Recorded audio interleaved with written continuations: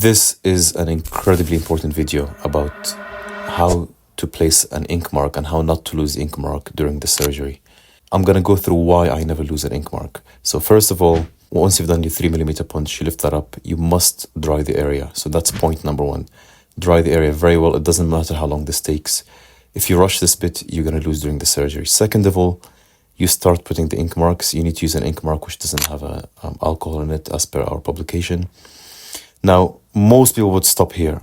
You see an F, okay, that's good enough, and I'm going to close it. Do not stop. Keep going until it's almost pitch black. It doesn't really show that clear on the video, but this is becoming very dark now. It's almost black. And that's how you avoid losing an F mark. Once it's dark, I'm going to show you another video.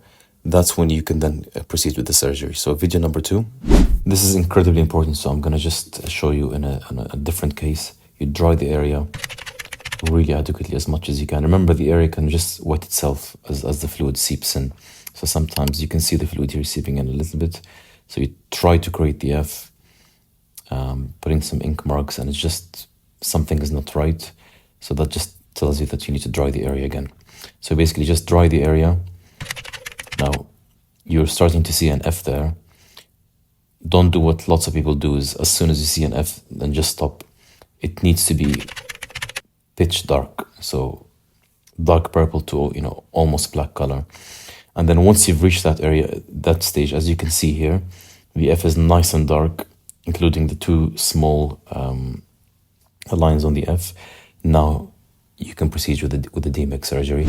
And I normally make a small dot right next to the F, as you can see here in this picture, just to also help me with the orientation. That's not necessary. The important one is F or the S for sugar mark, but you can also make a small dot. But I'm happy here, and with this technique, I'm confident that you will not lose your ink marks during the DMEK operation.